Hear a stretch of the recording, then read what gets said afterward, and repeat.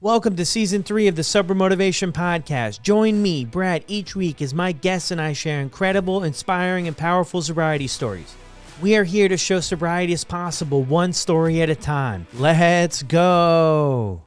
Rick Fulton frequently minimized the gravity of the challenges he faced in his life. His upbringing was marked by profound difficulties, with his father's absence casting a long shadow. Between the ages of 3 and 6, Rick endured various forms of abuse that inevitably influenced his perspective on the world. As he matured, Rick developed an intense yearning for attention, a need that often went unmet. Lacking clear guidance, he eventually turned to alcohol and other substances as a coping mechanism. At one point, Rick couldn't even envision an escape, let alone one that would leave him alive. Rick almost died 4 times on this journey, and he knew his time to change was running out. Remarkably, Rick has recently celebrated 7 years of sobriety. And this is Rick's story on the Sober Motivation Podcast. Getting sober is a lifestyle change, and sometimes a little technology can help. Imagine a breathalyzer that works like a habit tracker for sobriety. SoberLink helps you replace bad habits with healthy ones. Weighing less than a pound and as compact as a sunglass case, SoberLink devices have a built-in facial recognition, tamper detection, and advanced reporting, which is just another way of saying it'll keep you honest. On top of all that, results are sent instantly to loved ones to help you stay accountable. Go after your goals. Visit soberlink.com/recover to sign up and receive $50 off your device. Hey everyone, how the heck is it going? Brad here. Look, on this episode, we got right into it, and Rick shared his story, did an incredible job, and I pretty much just rode shotgun for this one. I asked a few things here and there. I want to give a huge shout out to the editing team that works on this podcast, at the podcast people. They do an incredible job. They have an incredible understanding of what to keep in the episodes and what the repeated stuff was and how to put everything together so it flows, it sounds good, and you can really enjoy it and your ears just love it. So I want to give a huge shout out to them. They are incredible. And I want to give a big shout out to all of you, the listeners. Look, the response for the last episode and last week has just been truly incredible. Thank you so much for all your reviews. Thank you so much for your support. And I really hope that this show is helping a few people. That's the whole idea here, is that it can help a few people. And I really hope it is. So if you have any thoughts or anything, be sure to send me a message over on Instagram at Sober Motivation, and I would love to hear from you. But look, let's get into Rick's episode. You're really going to enjoy this one. Welcome back to another episode of the Sober Motivation Podcast. Today we've got Rick with us. Rick, how are you? I'm good. How are you? I'm well, man. I'm happy we could connect. Before we jumped on the air here, we were talking a little bit how we've kind of known each other through social media. Every year you share your story and I come across it and I'm always inspired by it. So I'm glad we could connect for you to share here on the podcast. Absolutely. Thank you. So how we start every episode, what was it like for you growing up? So I grew up without a father figure in my life. My dad left when this is the information I got from my mom, of course. When I was 6 weeks old, my dad took off. I think I saw him one time when I was like 10. Other than that, I mean, I do have communication via text with him right now. But other than that, it had never been in my life. Stepdad came in my life about 3 years old. My sister was born via him. So me and my sister have same mom, different dads. And that's when stuff got interesting. A lot of abuse went on from my age of 3 to 6, physical, mental, even sexual stuff happening. My mom at the time was unaware of certain things that were happening. There was other stuff happening with like my cousins that I later came out and told my mom, and she did not have any idea about that. So from a very early age, my view of the world was jaded for sure. Lack of trust in people, just no type. I really want to say I closed off. I know it's kind of an early age at 3, but I remember vividly what happened. And that kind of shaped the way I viewed the world. Like I said, my relationships with people suffered because of that. You know what I mean? Later on, I found that out, but quick pro quo is that 3 to 6, all this abuse is happening. It's pretty wild. And back in the day, it's Mississippi. That's where I was born. I was born in Union, Mississippi. A lot of people, they push stuff under the rug. They're like, oh, it didn't happen, or let's look the other way. I don't know if my family did that. Not too sure, but it was very interesting how when I went to court at the age of 6 to prosecute this gentleman, they let him go. And it was very interesting. So there it is again. I'm getting kind of a raw hand, I think, at the time of life, right? My grandfather, who was the only like male figure in my life or male individual I actually trusted, was someone who testified because he was a surgeon and he had seen me many, many times at hospitals, coming in. I had injuries. And of course, my mom thought I just fell or whatever. Or anyway, I was told that he would kill me. So, and I surely believe that. I mean, he's bigger than me and older than me. So I didn't really say too much about a certain abuse that happened, but people started putting stuff together. You know what I mean? But when they let him go, my mom decided to move out of state. We moved to Colorado. And like I said, I had developed behaviors, I didn't realize it at the time until I got sober, actually really sober, not just I'm not going to drink or use, but like when I started to actually work the steps and stuff like that. And I'll get into that later. I was like, oh no, I always manipulated. What I found out was I was a thief. I liked it probably because I wanted attention, maybe, I guess, because I was lacking attention. I mean, they would buy me things and stuff like that, but that's not attention. So I craved physical contact and love from people, and I wasn't getting that. Even though like my mom was great, she was awesome. She kind of just tried to fix everything for me, which really turned around to be an enabler. We call it being an enabler. My grandfather and my grandmother, they were great, but they had their own views of the world. You know what I mean? Mississippi, if you know anything about them, they have certain ways that they view the world, right? So I had one person telling me one thing in one ear, another person telling me another thing in another ear. I have all this abuse going on. I don't really know what to say or how to say it. Afraid of getting killed by this guy. That really shaped everything for me. I was probably, an alcoholic, and I say alcoholic, but I have that ism where I do things to the extreme, probably from the age of 5, looking back. So when my mom did finally move, because they finally put stuff together, they let him go, whatever. We move, right? Well, I take this with me. I go everywhere. So it's not like I move to another spot and, things are going to get better. I always thought that. I always thought a geographical location change would be great, and that it would fix everything. But when the problem resides inside of me, which I found out later on, it goes everywhere with me because I travel everywhere, right? So when we moved, me and my sister had a really good relationship, well, for the most part. And then stuff started to happen where I really want to say that, because I really had to think about it, that I blamed her for things that had happened because it was her dad. Oh, it's your dad that did this to me, da, da, da. And that's kind of one of those things. I never really voiced that, but looking back at that, I believe that my behaviors towards her were because of that, and that's a shame because I wish I could go back and change that. If I could change anything in the world, it would be to have a better relationship with my sister and to not treat my family like I did. So, I think the behaviors that I really learned from early on was manipulation. I would lie just for no reason. It would just be the most crazy thing. I would just lie about whatever. And then I would be very guarded as far as like letting people in or who I knew, like trusting people. I don't know. I remember always like wanting love or craving love, and I would get gifts, but I would never feel like fulfilled. And I don't know what was missing. I know now what it was a higher power for sure. But now I'm like sitting here, a 7-year-old kid in a different state. I had developed relationships in Mississippi, with these friends. As a kid, you develop relationships with people. And when you get pulled from them, it kind of shakes things up, right? And I remember moving very, very often in my childhood. So I never really got close to anyone. I never really could. I get close to somebody, then they'd leave or I'd leave or whatever. It just seemed to be the repetitious thing that was happening, was moving, not getting close to nobody. Okay, whatever. And I want to say I started to get close to some people in Colorado, and then we had to move again.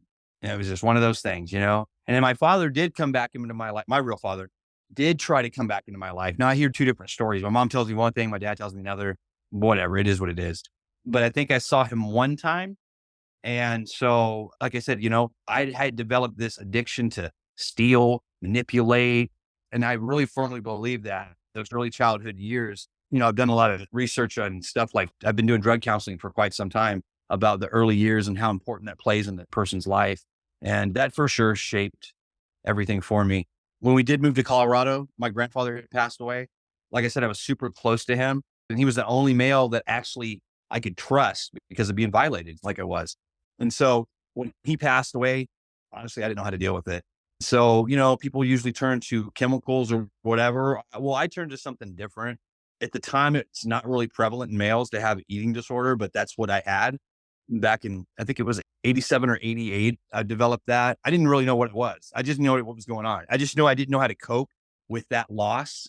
I thought I'd be okay, but I wasn't able to fully cope with that. So I started to do this exercise thing, and I don't even know what happened. It's like, there's no obesity in my family.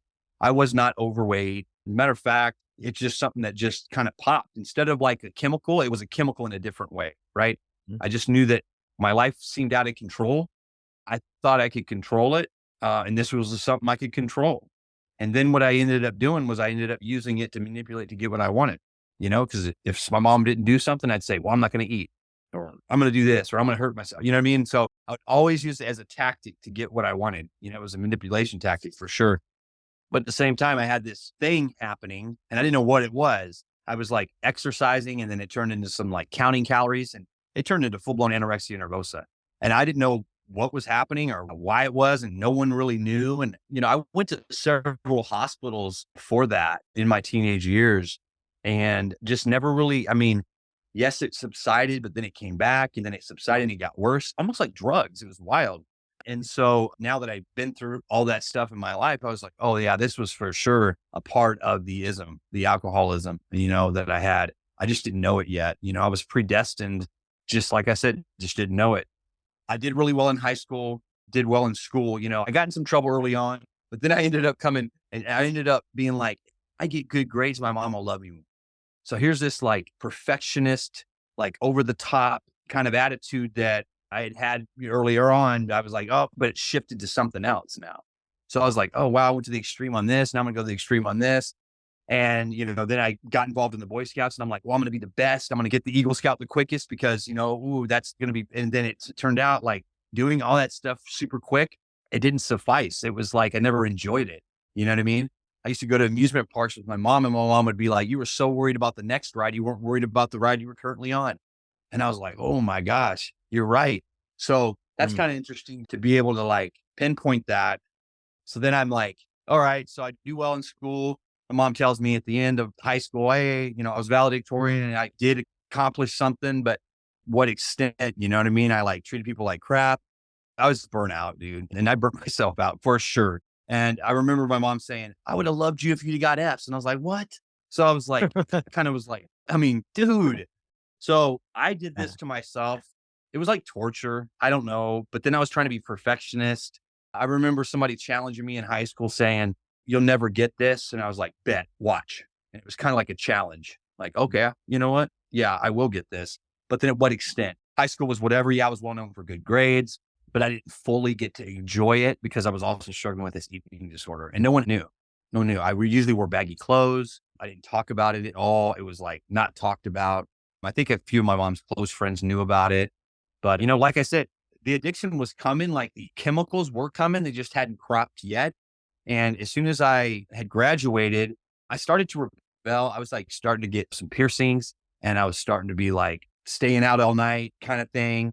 Wasn't using quite yet, but it was coming. It was like, here is the shift again. It's like, it shifted at the same time. It's like Boy Scouts and then it was school and then it was this eating disorder. There's always things to the extreme. And then next thing you know, I had my first drink. My first drink was 20 drinks. I wasn't playing around. At the time I was like, well, no big deal, whatever. Got sick, of course. You don't have 20 Bartles and James wine coolers. They're so gross. I can't believe I drank that many of those stupid things. It's like Seagrams, the Seagrams. Oh, yeah. Geez. I remember after, I don't know if I drank too many after that, but I remember I kicked off this pilot. Ruined it for you. I ruined it for you. I was like, but I remember being in the bathroom and sitting at the toilet. And I remember saying this, and I've said it so many times, and I'm sure people can relate to this. I'll never do that again. I'll never do that again. I'll never do that. I'm never going to drink again. I remember saying that. And I was like, that was my first time doing it. I had no clue that what that even meant. I was just like, what I was setting myself up for. I rested a day. And then next thing you know, I'm like, oh, I feel great now. So I can do that again. I'll control it better. I'll figure a way out. So I remember trying to go to college. I had a full-ride scholarship. I didn't take advantage of it, man. I was burned. Looking back now, I wish I would have taken advantage of it, but at the time, that's not how the way my life rolled, I ended up getting connected with some other people, ended up getting into some illegal activities. I'm a kid who was like never going to do drugs and never going to get involved in any of this stuff. But that's not the way my life went. Unfortunately, I made decisions and I chose to be around people that were doing this type of stuff, At the time, I was like very much jaded to the world. I really didn't understand what was really happening. And then I found out what was happening via meeting certain types of people. And I remember it's just like I said, once the pilot light was lit, once I drank alcohol, that was a wrap. And I remember right before this happening, that's one thing I forgot to mention. I've been seeing counselors and therapists since I was 5. So here to there, what's wrong with you? Da, da, da, da, da. I just got ADHD. They try to put me on meds. I'm like, I'm not doing that. I'm not doing that. I don't need no meds. So this guy I saw when I was 17, he says, "Hey, Rick, you better get a hold of this anorexia thing or you're going to die." So he showed me this movie and he said, it's called Karen Carpenter's Story. Showed me the movie. I said, "Fuck, I don't want to die." And he's like, "Well, you better get it together." He goes, "This is what's going to happen in your life if it hasn't happened already. You probably shifted from one thing to the next and it's going to continue to happen. Things to the extreme." And he said the same thing, but I didn't know anything about recovery at the time. I had no clue about A or NA and any of that stuff. I just knew that he said something but now that I think back, like that was very beneficial and very like on point. And I remember like, okay, shit, I want to live. So now I got to figure this out. Unfortunately, I didn't die. I mean, I'm very surprised. Usually they say once you stop that, because it got bad, it was horrible. I was like, I think 70, 80 pounds I got down to. And I don't know how I didn't die. I mean, other than higher power, that's all I can say. All this stuff happening, him saving me from my stepdad, from him allowing me to live through that anorexia. Now I'm onto this drug thing. Well, alcohol first, then drugs. And then my heart doesn't die or whatever. It doesn't collapse or like some people it does, So thinking back, man, I was very fortunate. Like, okay, yes, I might have thought I got a raw hand at life, but now looking back, I actually had a life that was supposed to happen like that so I could help somebody, because people need to know what that's like. What is it like to go through that kind of stuff and be able to survive it? What is it? My life is nothing compared to some people's, right? And I found this out over the course of like being in recovery and talking to people, but there is people like I could have easily gone a different route, or I could have even made an even worse decision. So I'm just fortunate that like the hand of God was upon my life and I was able to like make it through the abuse, make it through all the stuff in high school. Now I'm into my addiction, right? But God has been so good. I quickly can say this is that basically what happened was once I started to drink, then it's like the floodgates opened, I got around people smoking weed and doing cocaine and then doing acid. And I mean, next thing you know, I'm like, hey, I'm full blown in it. It's one thing from 18 to 30 was a blur. And I moved around a lot. I want to say it started off small, but then I remember being introduced into methamphetamine when I was 19 and that was a wrap. It's not like I started slamming dope the next day or anything like that. I was afraid of needles, by the way. So I was like, no, I'll never do needle. I'll never do that. From a kid that was like, I'm never going to commit crimes and I'm never going to use, to someone who is, all bets are off. I'll do whatever. I'll do whatever for you to like me, maybe. Right. And even if you don't like me, I'll still do it anyway. So then, like I talked about earlier on, I remember not feeling connected with people. So I felt connected through the drugs. I felt connected through the using. I felt connected through the criminal activity. I was able to kind of connect in that way with people, even though it wasn't very healthy at all. But I remember a pivotal point is I learned about what AA was. I'd heard about it, actually. Didn't know exactly what that was. And I remember these guys were in this meeting. My friend had to go to this meeting, get a card signed. And I go, these guys are boring. Oh my God. What Friday night? Are you kidding me? They're in this stupid room, all whatever they're doing. And I said, the steps? I said, these things are stupid. Yeah. I said, who in the hell reads this thing? And then, I mean, what does it even mean? I had no clue. I was so naive to it. Looking back, these guys had the answer. So then I remember walking across the street with my friend and drinking and get in some trouble. Next thing you know, I'm in Teen Challenge, right? I'm in this Teen Challenge program. It's my first program. You did the Teen Challenge program? You went to that program? Is that what I did go to that one. Yep. Like, how do you get into that? What gets you to the point of like, because that's at least a 1-year program, isn't it?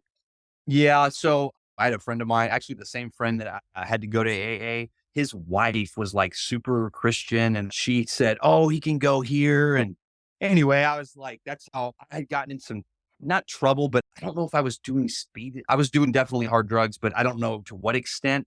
I just remember my mom was a little worried. I'd gone from a kid that was like straight A's, going to be a doctor, going to be a lawyer, to now he's dropped out of college and he is running around doing whatever. Remember my mom, she says this, she told me, I want to send you there to get fixed. We all know about programs. Programs can't fix you, but you experiencing stuff in the program can fix you, but you have to connect with a power greater than yourself in order to have any type of change. That's what I found out. I mean, I could do some steps, not have no spiritual connection, and probably end up back or even worse than when I was if I don't have like some sort of a routine, right?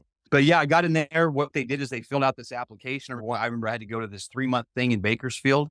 That was a nightmare. I mean, straight up. I went from like super strict. I couldn't smoke. I was like, God, you know what I mean? And it was like all these rules. I mean, I'm used to like doing whatever the hell I want. Now I'm like, can't do that. I was pissed at my mom at first, but then here it is. Here's that mentality again. I'm going to be the best. I can't remember what it was called, but I was like, I'm going to be the perfect person and not get in no trouble. And it was like over the top for sure.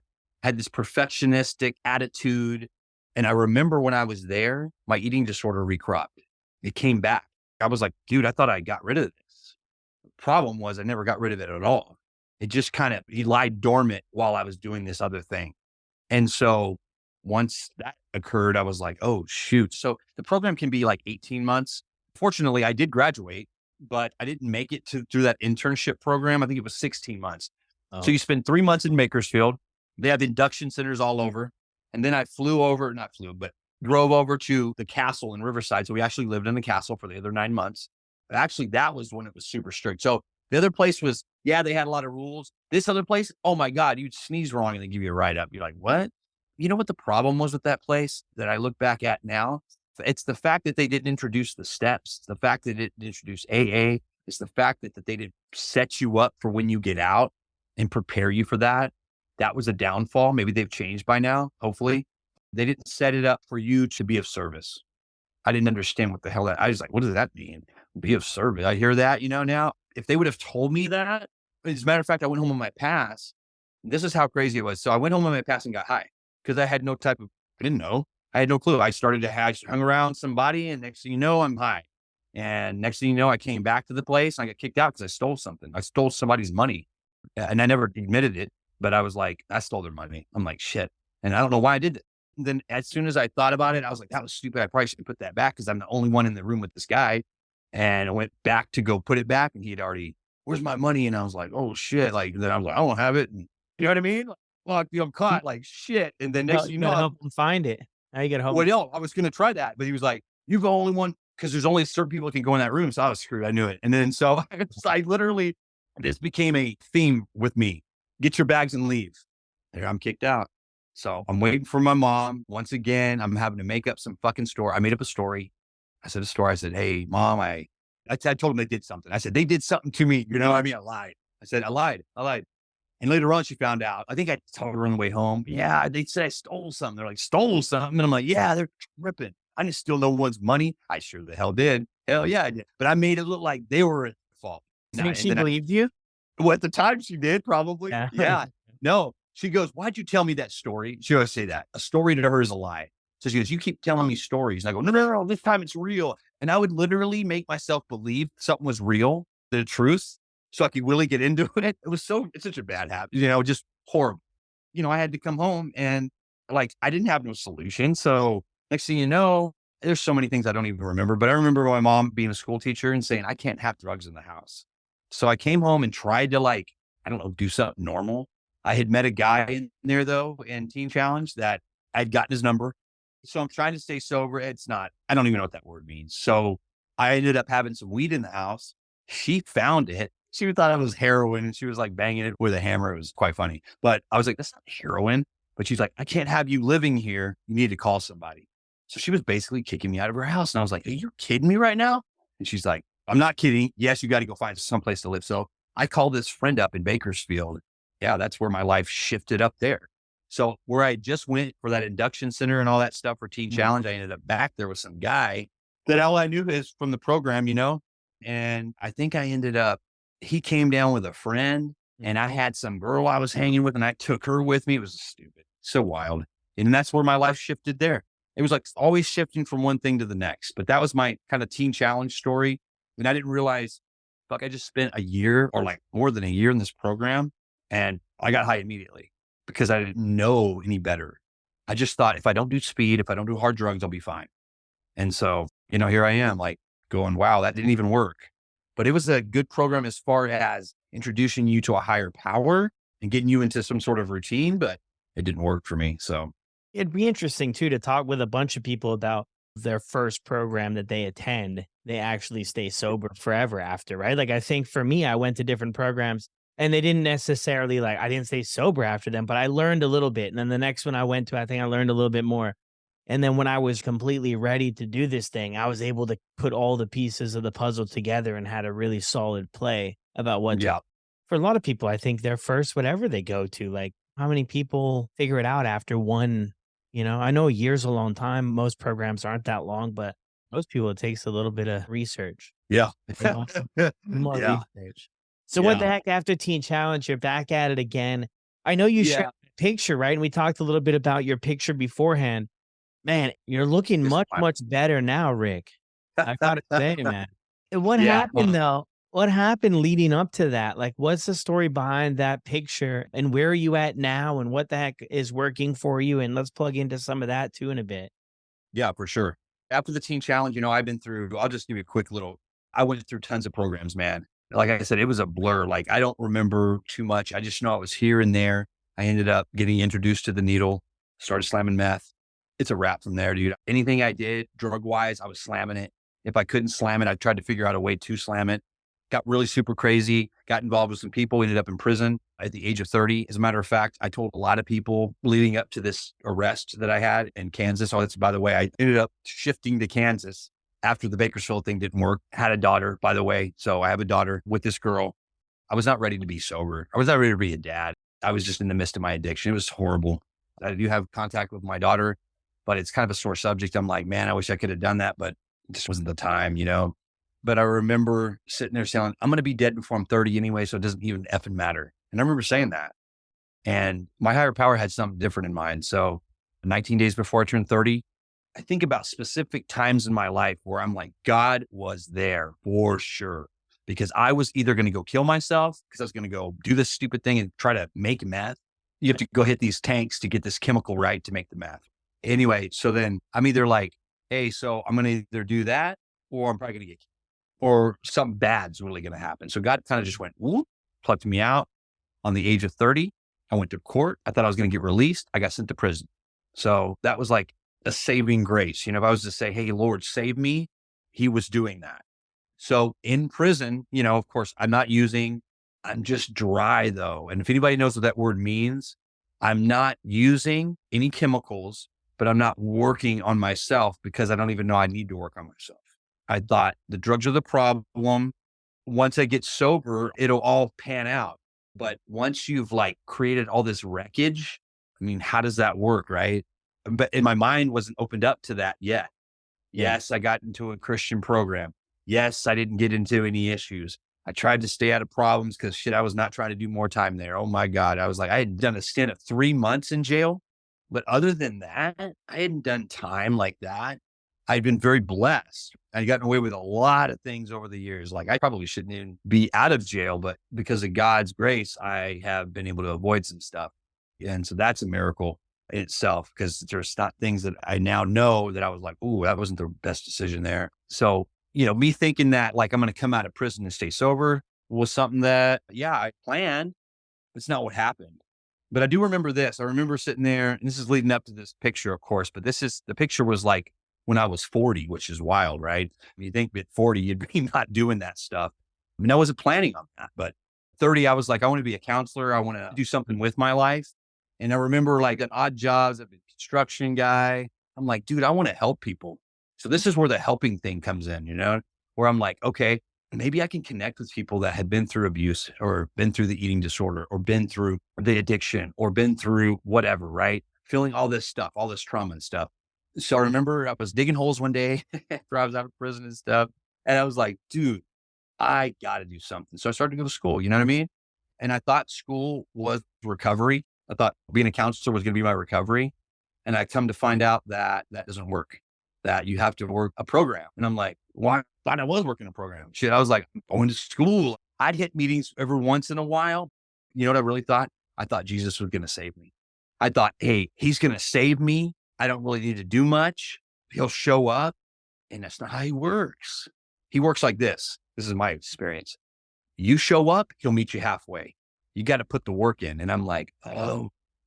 So I'm with this girl. I'm about to get married. This is leading to that picture. I'm sitting there and I'm like, and she's talking about drinking. And I've been dry here's another thing. I'm dry again. I never wanted to work the steps, man.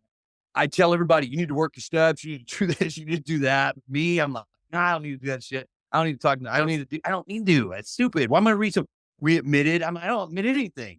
I don't need to admit nothing. I'm fine. I'm good. So this girl's like, we're engaged. She's like, hey, I think we should drink. And I'm like, ugh. And I'm like, well, that's not a good idea. She's like, well, why not? And I'm like, because I get a little crazy when I use. And I said that knowing what I was about to do. But then once the day came, like I said, I wasn't working a program. I wasn't connected spiritually to, yes, I believe in Jesus. Yes. And all that stuff, but I was not connected. I wasn't plugged in.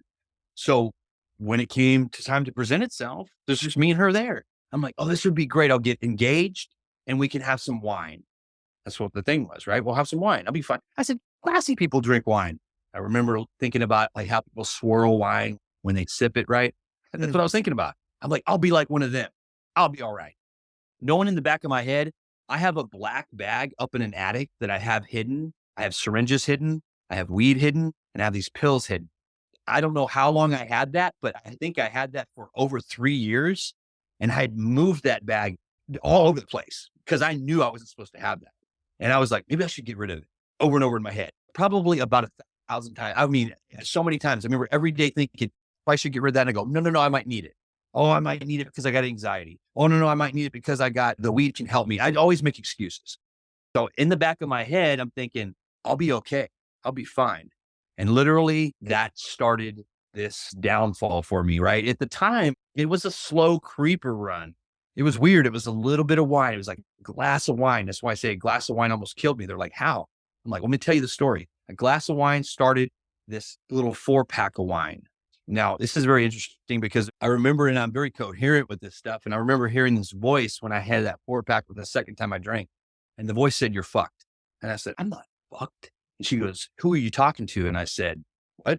And it was literally like somebody was in my ear saying that. And I was like, oh shit. And thinking back, I was for sure. So a little after that, it's like the stuff in the attic comes down. I ended up using everything in that bag. I remember getting a weed card. Now I need a weed card because I got anxiety. That's what I told him. It was super easy to get. The syringes stayed with me. I kept those until I'll save these for later because I never would slam dope again. I told myself that. I said, it's been 7 years. I won't do it. There's absolutely no way. But the addiction has a different story. So, we moved back to Huntington Beach. We're living in Salinas, California. We moved back down to Huntington Beach, California with her parents because her dad at the time had heart surgery and we needed to be there. And she's like, let's go to a rave. I said, hell yeah, let's go. We'll just do it one time. She said that. I'm like thinking, there's no fucking way I'm doing this one time, but I'm thinking, yeah, we'll be fine. And literally that was it, dude. So, I mean, I can't just do one hit of ecstasy. Are you kidding me? By the end of the night, I had some guy's number and I'm trying to do this stockpile deal with this guy, like for 20, 30 pills. I don't know. And I said, I didn't want to buy it. I wanted to already have it. So what started off as nonchalant, I guess fun. I don't even know what you would call it. Like just something that seemed very innocent now started to look a little bit more serious. And it kind of just progressed from there, mixing dangerous chemicals together. I tell myself I'm not doing hard drugs. I'm like, I'm just doing acid, ecstasy, and mushrooms.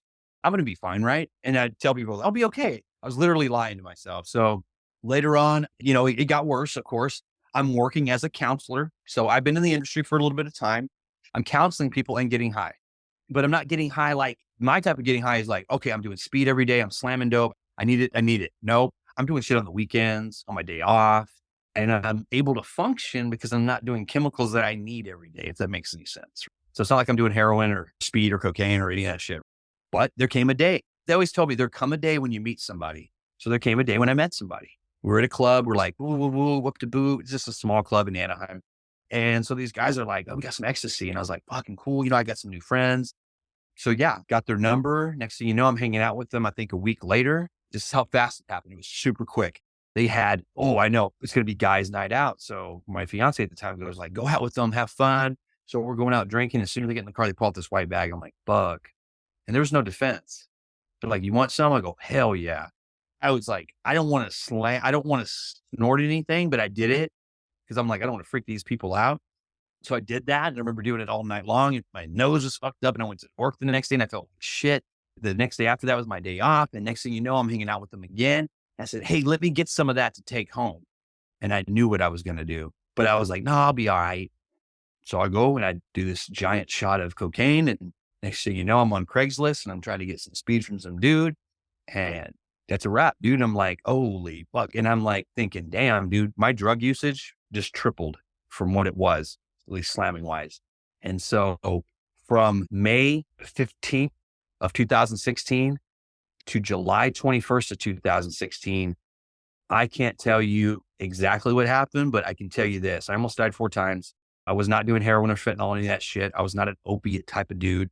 I did do a little heroin one time via the run, but I was slamming huge amounts of speed and cocaine, and I was even doing it together. I was doing all types of hits of acid. As a matter of fact, the story behind that picture is this. I was supposed to be at an outpatient program that night. I lied to my girl and I said I was supposed to meet this guy for some money. He owed me some money. And I'm at this strip club and I'm like, oh, I'll get this money from this guy. And I'm looking rough and I'm feeling rough, but I'm like, I'll be all right. And I remember I'd been up for about a week and I was drinking and I think I was slamming meth in their bathroom. And I remember just feeling fucking miserable, man. It's like the drugs had just sucked my soul out of me. It's like I felt soulless. That it makes any sense. So yeah, I come outside. I'm like fucking miserable. I'm like, fuck this. I'm going to take these 8 hits of acid.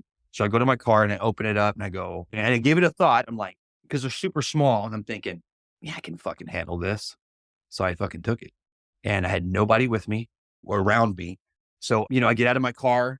I'm talking to like the security guy. He's telling me some fucking story about sobriety. And he's starting to sound fucking weird. And so we're about 20 minutes in and I'm like, I'm fucked. And I can't use my phone because I don't know how to use my phone. And I remember this guy coming out, like walking towards me with a walkie-talkie. He was a security guy. His fucking walkie-talkie went off and that was it. From that point on, all I can remember is I blacked out. I think I remember running in and out of the club real quick, maybe. The guy came back and I came back to reality. Like I was able to like be coherent for a second. He said, get away from me. And fuck, bro, that was it. Next thing you know, I'm in some sort of psychosis, middle of summer. What I experienced was I'm walking down this road and all these cops are in these yellow jackets, like someone got murdered. That's what I remember. It's raining. I see this yellow taped sidewalk cordoned off. This is super crazy because when I tell this story, it's super wild. I feel like I'm there again. So I'm coming up to this corner and my grandfather's bones skeleton is coming out of this concrete. And when I go to reach for him, and the significance about him is because I trust him. So I reach for his hand and I get electrocuted by this lightning. That's bam. And then this demon flies out of me.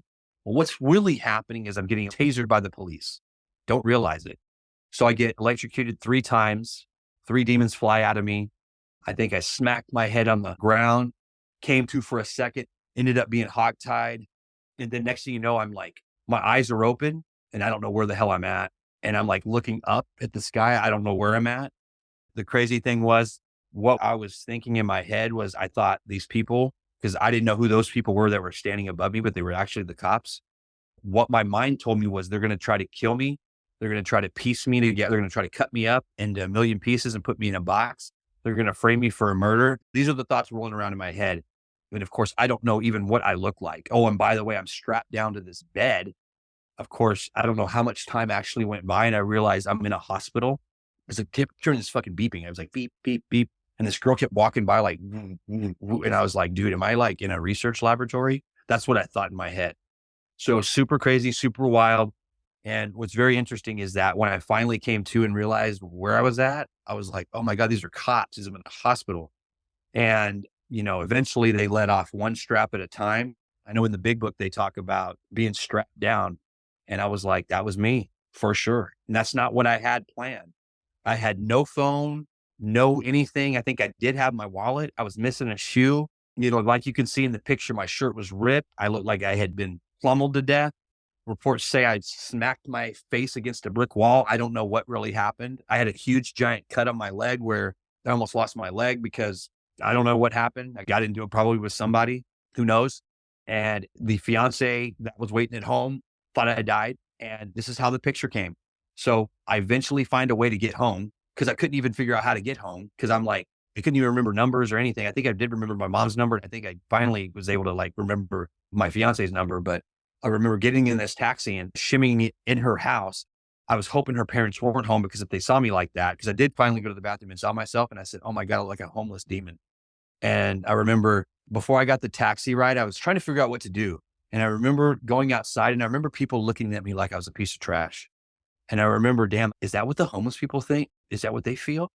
And I really, at that moment, felt exactly the way probably some people look at people, you know what I mean? That are on the road. When people are on the road, I don't look at them like, oh, they're just this or that. I look at them as like, those are people that need help. I was there once. So it was kind of eye-opening, because I was able to experience what they probably experience every day. That was super awesome and cool to go through that, because now when I get it, every chance I get, I help out. So finally get home in this taxi cab. I shimmy up to her room, wake her up. She's freaking out. She's like, what's going on? And she snapped that picture. So the only reason I got that picture from her was because one day I asked for a picture from her. Hey, babe, send me a picture. She sent me that picture, and she goes, that's what I remember. And I was like, so she was super hurt, right? I heard her. And that's not what I was trying to do, man. Everything that you would not want to do, I did. And unfortunately, it was like being controlled. I think this time around was the first time around that the drugs actually were controlling me. Like, I literally did not want to do drugs, and I was like, did not do them anyway. And I was like, what's wrong with me? I remember thinking, God, I should stay sober after this, right? And I didn't. It took me like another month. That picture was taken, I believe it was June 21st of 2016. I didn't get sober until the last day of using, of course, was July 21st, 2016. So it was another month before I got sober. And I ended up a couple more times of crazy things happening where I was coherent for these things. I can just say that I literally pushed that envelope and didn't realize I was even pushing it until I was actually in it. And I was like, oh, wow, this is pretty wild. And looking at that picture, it's pretty eye-opening for myself, of like me thinking that like years later, I'll be fine. I mean, there's a story in the big book about a guy who went 25 years and didn't drink. And within 4 years, he was dead because he thought he could drink again, right? So I relate with that story very much so. I just know that when I finally got sober this time, and this is to everybody out there that doubts themselves or doesn't think they can do it, man, I was in the same boat. I went to Salvation Army. I fucking got real with myself. I said, I better even fucking do the steps or I'm going to die. I had a choice to live or die. Simple. I remember a guy telling me about a routine. He says, what's your routine look like? I go, what does that even mean? Do you pray? Do you do a gratitude list? Do you do positive affirmations? Do you do any of this stuff? What do you do? I don't do anything. Well, I suggest you start doing something. So that's what he said. And no one held me accountable for it. I had to hold myself accountable. So I started to do that. I got the sponsor. I worked the steps. Next thing you know, boom, dude, things are happening. I'm being of service. Now I'm sponsoring somebody else. I'm going to meetings. I'm being of service. I have a service commitment. Next thing you know, I have a year, and I'm like, dude, things are starting to happen. Like, God's working. Like, he's put me in one job and moved me to the next job. And then now he's moving me to this position. It was like from this job to a better job, from this position to a better position. It's been nothing but upwards. Even though me moving out here to Iowa, like at first, like, man, I'm in a desert. I was like, holy shit. But no, it's like what God wanted. It's like, there's a 4 parts combination. It's like physical, mental, spiritual, emotional. Are you taking care of yourself physically, mentally, spiritually, and emotionally? And I'm like, oh, that makes sense. So I go through this process. It's not by any means perfect recovery. I'm learning every year. Every year there's new stuff happening. I remember being told more will be revealed. And I'm like, shit, you're right. I was making decisions at 4 years. But I got to remember at 4 years, I'm like, I'm new at this. That I was like, holy shit, what was I even thinking? And then, I got old timers telling me that are really awesome, telling me, don't worry about it, man. You're good. Did you drink or use? Nope. Did you commit a crime? Or are you going to jail? Nope. Is anyone looking for you? Nope. Because then it can all be figured out. I'm like, oh shit. Okay, cool. So mistakes will be made, whatever, right? We learn from them. Mm-hmm. Now I am married, right? Now I have these blessings. Now I have like a dog that is in my home that have, it's kind of a child having a child. I'm able to connect with people each day, right? And the photo, like I was telling you beforehand, before we started the recording, I think the photo is going to be something that I'm not going to do after this year. But that's just because I'm ready to move on from that. It's depicted some stuff. What I was doing was depicting stuff along the story. And now that I've found the partner to share life with, now it's time to share that part. Keep the picture for sure as a memory and never forget. I remember in the big book, they talk about page 85, the daily reprieve. It's easy to let up on the spiritual program of action and rest on our laurels. So it's easy for me to go, I don't need that. I did this. Look at me. Hallelujah. You know what I mean? Look at everything I've done. And that's really haughty. That's really not humble. And that is called pride. And for me, that will send me into a whirlwind. But when I say that and go, man, I need a higher power, I say this prayer, 3rd-step prayer, 7th-step prayer every day. I'll do this gratitude list. When I have a routine, my life is really good. So coming out here, I've had to shift routine kind of in a way. And I've had to kind of put my sticky notes in other places and stuff. Everybody that knows me, they know about the sticky notes. I say that everywhere I go. I got people doing them because they're super rad and they're super awesome. And it talks about, it's self-empowerment. You're literally your own therapist in a way, in a sense, because you're saying good things to yourself. You're really increasing your psyche. You're really increasing like the way you think. And I don't know, man, when I feel good about myself, I do good things. And if I'm not feeling too well about myself, I surround myself with well people, or I surround myself with people that can motivate me. So when I can't get motivated for some reason, and it ain't very often, but sometimes it happens, then I have people around me to motivate me and remember, oh yeah, that's right. That's right. That's right. Okay. I'm on this journey. It's not my will. It's his will be done. So before I came on this podcast, I said, God, you increase while I decrease, because this is not about me anymore. This is about him working through me and kind of sharing the story of what happened and kind of that give somebody hope. If I could do anything, I think the best thing in life would be to just help somebody have a better life. And so I work at a place right now called Lakes Life Skills. It's super awesome. I help people. I helped people in California at Northbound. I help people at Pacific Shores Recovery. Those places, I learned a ton from those people. All my friends back home, I've got Colin, I've got Dane, I've got Chris who lives here in Iowa, and I've got Chris that lives there. I've got really good friends, you know what I mean? And I've got a whole bunch of other people, my wife, Destiny, my mom, my sister. I've got so many people and friends, and I probably miss some people, but you know what I mean? It's like, dude, and then I found an awesome church here. Like I start thinking about the big picture instead of thinking the situation I'm in, right? And start thinking about like what's really going on and going, oh my gosh, I'm super blessed. Like to get a opportunity to share on this podcast, super blessed, because I just want somebody to know that someone's out there that can help them or that can relate to them, right? I'm willing to help anybody that's willing to help themselves. There's not a lot of sponsees out here. So if anyone does ever see this and need any help, I'm available. I think that's a really big part of this thing, and is to pass on what you've been given, pay it forward. That's how this thing works, man. I just did it one day at a time. I didn't know what that really meant at the time. At that time, I thought it sounded stupid. I thought one day at a time, what does that even mean? But we're only granted one day at a time. So reading that in the book and then kind of just thinking about that and putting that into action, that's all we really have. So it's been a journey. It continues to be a daily reprieve for myself. Some days are easier than others. Most days are pretty chill though. You know what I mean? It's not like it was. I have to think back and go, man, I'm super blessed. And I'm not like trying to fend for myself and where am I going to live or where am I going to stay tonight or where am I going to eat? That's not a good place to be in at all. But that picture is very much embedded in my head. I never want to forget that. I never want to forget where I come from, because I've seen a lot of people in my just few years of sobriety that I have get super haughty and super like prideful, I guess you could say. And then they end up going back out. And I don't want to be like that, man. I want to be the guy that stays humble. And whatever God wants me to do it, whatever job, like he opens the door, like allow him to do that. Just be like that. Just be there for people that if you need to talk, help them out. And, just keep my pride and ego in check, because it's really easy to be like, oh yeah, look at me. But it's like, that's not me. It's somebody working through me that's done this. I wish I could take the credit. I can't take any credit. The only credit I can take is I decided to do something different by following direction from somebody else. That's what I did. And it worked. I literally thought it was not going to work. I said, this is not going to work in a year, blah, blah, blah, blah, blah. Do whatever the hell I want. It fucking worked. It not only worked, it happened quicker than I thought.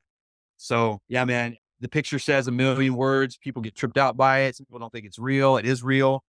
More importantly, what I looked like outside is what I looked like inside. That's exactly what I looked like. And it ain't the same today. So I appreciate you bringing me on here. And Of course, man. Thank you so much for sharing. And it's 7 years, right?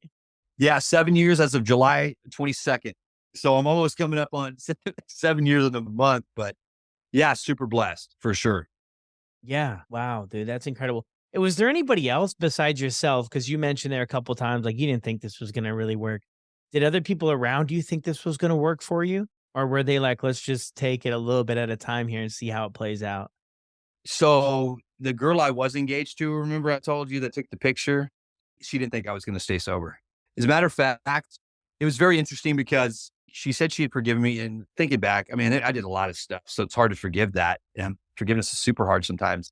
But I remember talking to her, and I remember her telling me that she didn't think I was going to stay sober.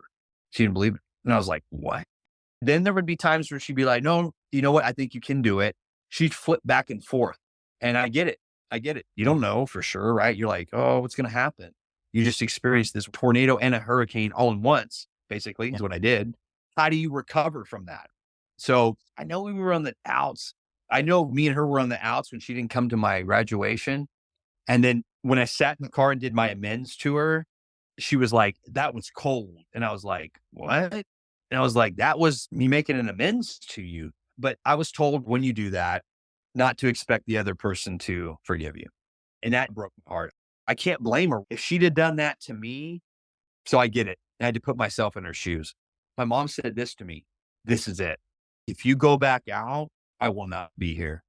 What's interesting about this program and this time around is I usually had people coming, dropping me shit off, doing whatever, made it super comfortable. This was very uncomfortable.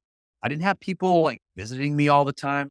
I wasn't able to like talk on the phone as much because either A, they weren't answering or, you know what I mean? Or they had lives or the timing of this type of program. It was a little bit more strict. And I remember this time around, I had to really get broken down, not only mentally, but like emotionally and spiritually. And I physically was tired, man. I just remember saying, I'm tired, man. Shit. I'm tired of running. My whole life I've been running from this girl to this thing, to that thing, to this, to that. This will be better. No, this will be good. And I never really pinpointed that out until somebody pointed it out for me. But I say that because that's a super huge thing to kind of let people know. If you're a runner, I get it. You know, if you're thinking that another job's going to work out better or another person's going to work out better, I found out that I got to fix me inside. And the only way I can do that is via some power that's greater than myself. You know what I mean? And I believe in a specific higher power. Other people, you don't have to believe in that power, but you got to believe in something. So if you don't believe in something, you'll fall for anything. Well, my mom kind of on the fence, it kind of motivated me, honestly. Honestly, her saying she didn't think I could stay sober kind of was like, oh, wow, you don't think I can do that? Well, then let me show you. But I think after the first year and whatever, and we got past, like she was there for that first year. But I think after that, you know, I was like, I can do this because I'm following these dudes. I'm following what they do. Yeah. It kind of felt really good. It was like an accomplishment. I think it was more accomplishment than my valedictorian and all that stuff, because I literally had a choice right back then too, but this was different. This was different because I'd gone through all this stuff and was able to survive, not in prison for the rest of my life. And so this was super important because if I don't stay sober, like if I go back out, it's a wrap. You know, you pick up where you left off. It's a wrap, dude. And I know that. But just because I know it doesn't mean I can't stop the ball from rolling if I decide to, you know, partake in something. And I found if I hang around certain types of people, if I put myself in a certain situation, I better be ready for those results. It says you can go anywhere a free man goes if you're spiritually fit. So if I stay spiritually fit, and that means I can go anywhere I want. Nothing's going to affect me. I've been to concerts and stuff, people around doing whatever. It doesn't bother me because I'm spiritually fit. I don't want to do that stuff anymore. I've done enough of that for 10 lifetimes. So I think that those people motivated me to like, it helped me get motivated. But at the same time, I was hurt by that, but I can't blame them. So, of course. Yeah. Beautiful. So, Man. Well, huge congrats on everything, dude. And thank you so much for jumping on. Yeah, I appreciate it, man. Thank you so much for having me. Yeah. I know I kind of was like, there's so much to the story. When I start talking about it, it's like goes from here to there, but it's so much because it's so wild. You know, it started off from very young and then it's just wild. I just can say this is that addiction isn't like it has your name on it. It'll hit every facet of life. It doesn't matter if you're rich, poor, whatever, right? I found that out is that, you know, it'll crop when it crops or whatever. I just love being able to like, when I talk to people, I've been through a lot of things that I can relate and help them with. I think that's the biggest thing is to continue on that path of helping people. You'll see more of me for sure. Like I haven't been on social media too much lately. I feel like that can be an addiction in itself as well, but I want to do more of like posting stuff like that, inspirational stuff. But like if anybody else sees this, they need help. I'm willing to help anybody. I love sponsoring people. And I love helping them and passing on what God's given to me and what my sponsor, Patrick, who's given to me, and what my other sponsor, Justin, has given to me. Because without those two gentlemen, I wouldn't be here right now. So How can they reach you, Rick? What's the I'll best? give you, so they can give me a call. And my number is 951-823-2140. You can call or text that number anytime and just let me know who you are and that you need help and that you need a way out. And that's it. If you want that way out, it's provided, It's pretty cool how opening up a book, reading some stuff, writing some stuff down, having a routine can really help you. And then taking care of yourself mentally as well with that stuff, physically, working out, eating right, doing the emotional work as well, and then also doing the spiritual work. But it's just one day at a time. You don't got to do it all at once. Like, it seems overwhelming at first, but it gets easier, because it's a whole different life change. It's like, who was that guy? Like, I don't even know who that was. Honestly, I don't even think. Sometimes I'm like, did that even happen? Of course it happened. But that's how far separated I am from that. And I want to stay that way. The way that I stay that way is my sponsor tells me, you need to be helping somebody. And if you're not helping somebody, go find somebody. So if anybody needs help, let me know. I'm very much willing to do that, pass on what's been given to me, and keep this ball rolling for sure. Love it, man. Well, I'm sure some people will reach out, man. But again, it's been incredible. Thank you so much. Thank you, man. You have a great day, okay? All right, buddy. Well, here we are at the end of the show, and you guys heard it there first. Rick dropped his phone number. If you guys need some support, reach out to Rick. If you love the episode, reach out to Rick, send him a text, and let him know that you appreciate it. I definitely appreciate it that you guys check it out, and I love people who listen to the end of the episode. I mean, that's where I do some of my talking at the end. But what a powerful story to come back from everything that Rick had to endure in his life and come back and have such an optimistic and positive attitude for growth, for recovery, for sobriety, and for helping others. And I think a lot of that comes from, you'll notice people who have felt the most pain, they oftentimes want to help others a lot. And I think, and I'm just guessing here, but I think the reason is because they never want somebody else to feel how they once did, where like nobody cared and like they didn't matter, which I think is just, incredible to be there for people and help people out. So I hope you guys enjoyed the episode. I really enjoyed my chat with Rick.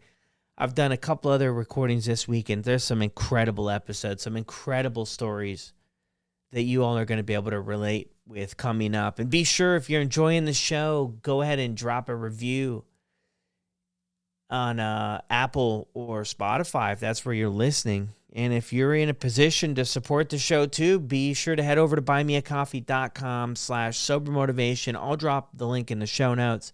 You can make donations there if you want to help out with the editing for the show, because it truly is incredible. And if you're not there, like, I get it. I've been there many, many times myself, and that's cool too.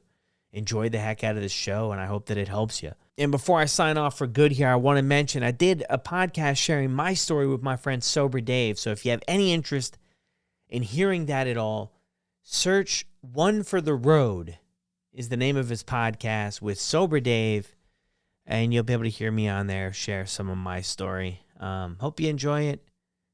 See you on the next one.